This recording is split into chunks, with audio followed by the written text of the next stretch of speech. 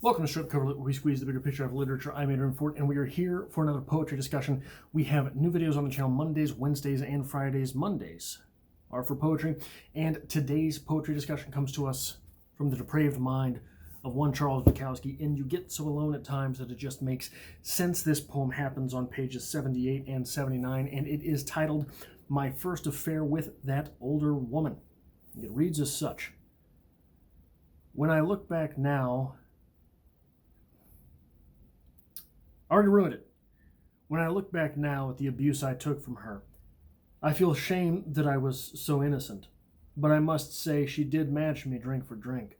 And I realized that her life, her feelings for things, had been ruined along the way, and that I was no more than a temporary companion. She was 10 years older and mortally hurt by the past and the present. She treated me badly. Desertion, other men. She brought me immense pain, continually. She lied, stole, there was desertion, other men. Yet we had our moments, and our little soap opera ended with her in a coma in the hospital, and I sat at her bed for hours, talking to her. And when she opened her eyes and saw me, I knew it would be you, she said. Then she closed her eyes. The next day she was dead. I drank alone for 2 years after that. The first thing I think that stands out to me about this poem is the old cliche that everyone dies alone. And what that means is, even if you die some freak accident in a train car tipping with 30 other people dying in the exact same moment as you, you die alone. You're the only one that transpires at the moment with the person of you. And I think that in many ways, everyone lives alone. No one will ever truly know you, and you will never truly know anyone else. It's a strange thing about life.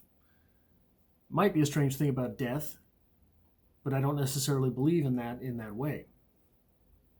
It's certainly a strange thing about life. And it's certainly a daunting thing to think. Our relationships with other people, we're never in the same place as them. Here we have Bukowski speaking about himself at a younger time, in a younger age, with an older woman. We also often have Bukowski speaking about himself with younger women.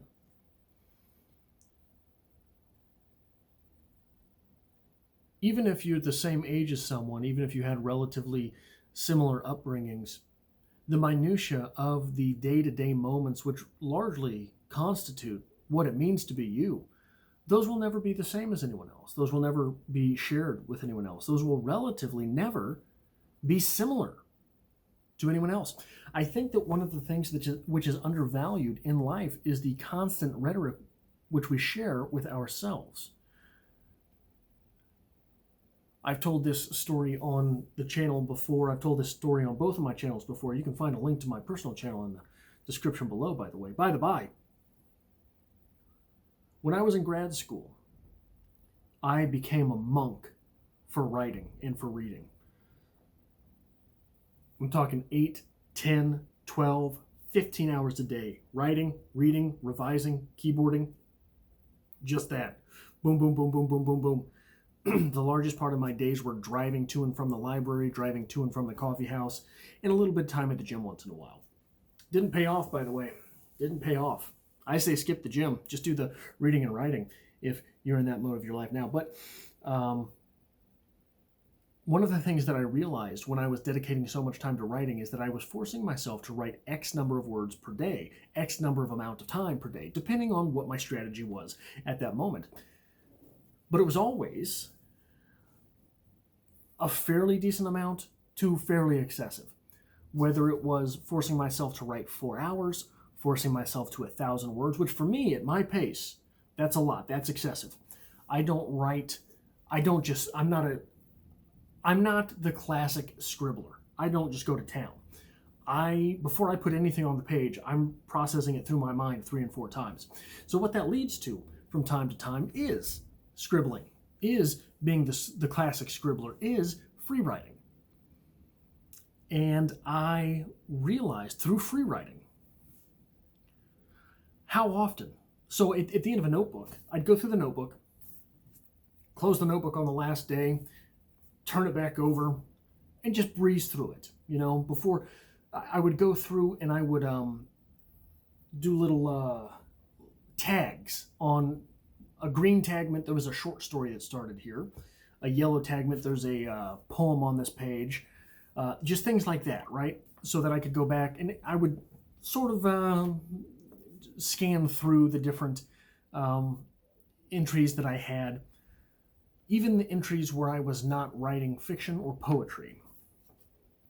And upon this practice, I realized how often I would repeat the same things time and time again. Not only that, but how often those same things which I would repeat time and time again were negative. I'm wasting my time. I'm an idiot. I need to be writing. Yada, yada, yada. Didn't feel good today. Woke up late. Stayed up late. Gotta stop drinking so much. All these things, time and time again, time and time again, time and time again, time and time again. And you realize at the end of a notebook takes you 2 months, 3 months. At the end of a notebook, I've had the same thoughts for the past 3 months, and here I am, taking this immorette in my life of 2 years-ish, a little bit less because we went on the quarter system. 2 years I'm taking away from life in order to do this thing. And here I am for 3 months having the same complaints time and again. It's disgusting. I'm letting myself down. I'm letting anyone who has ever believed in me down by doing this. So the reason I say that is that that's the majority of your thoughts you don't even realize you're having. So here we have this older woman as described by Bukowski in the line, where is it here? She was mortally hurt by the past and the present.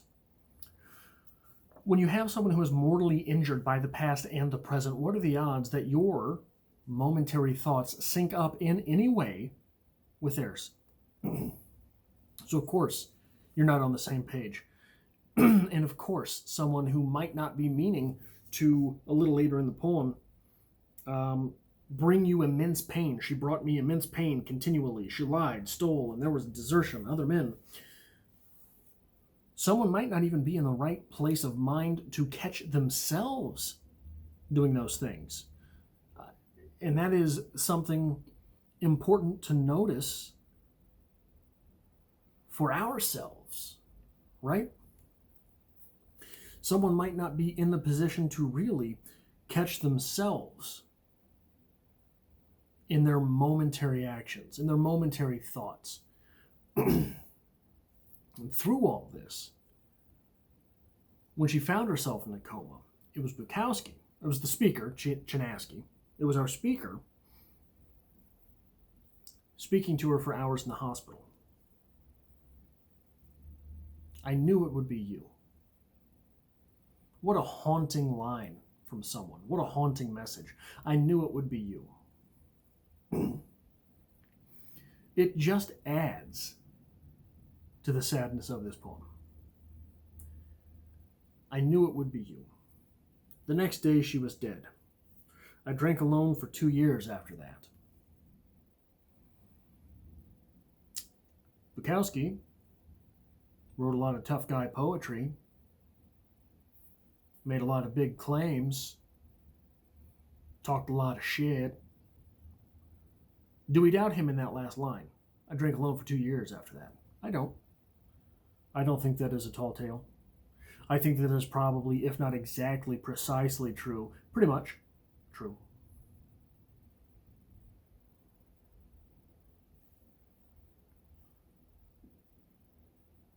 Poems like this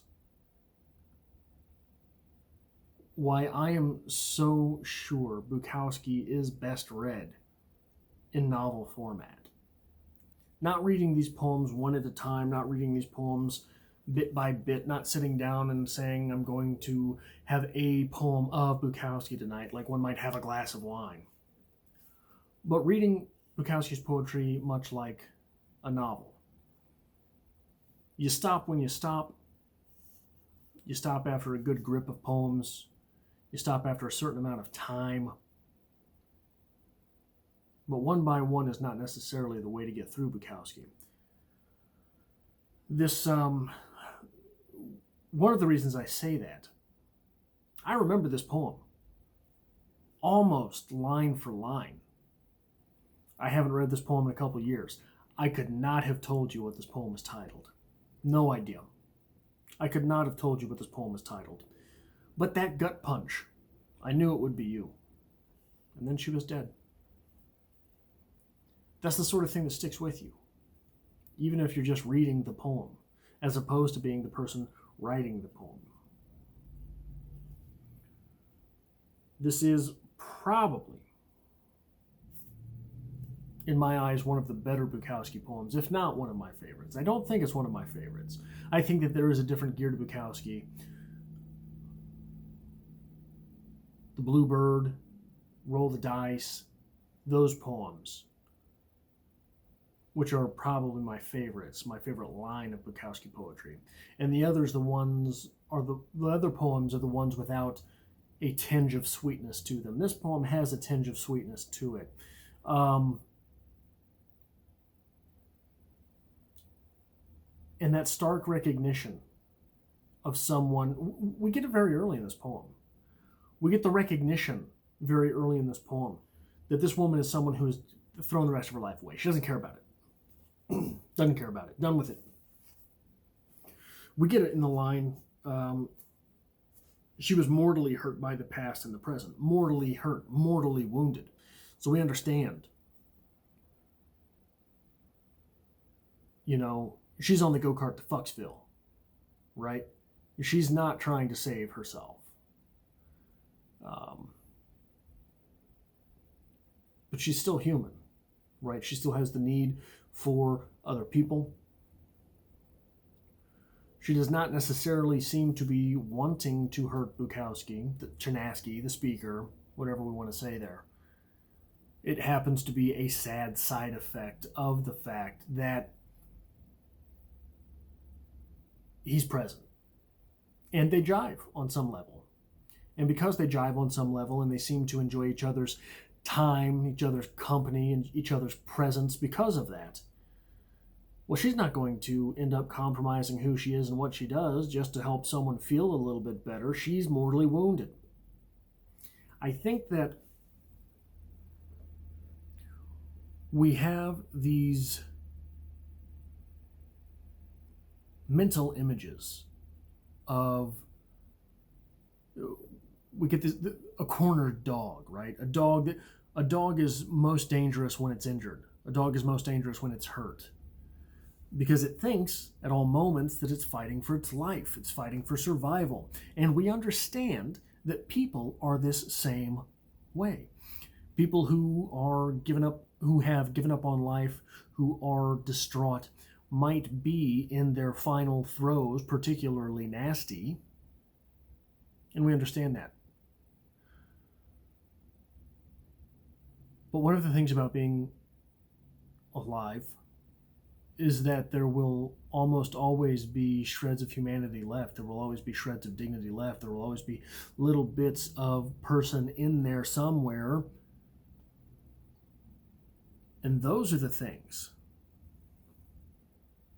which end up hurting other people. Someone who is nasty all the time is, on some level, putting up a defense mechanism for themselves as well as those around them. Don't get attached to me. I'm done. Don't like me. I'm through.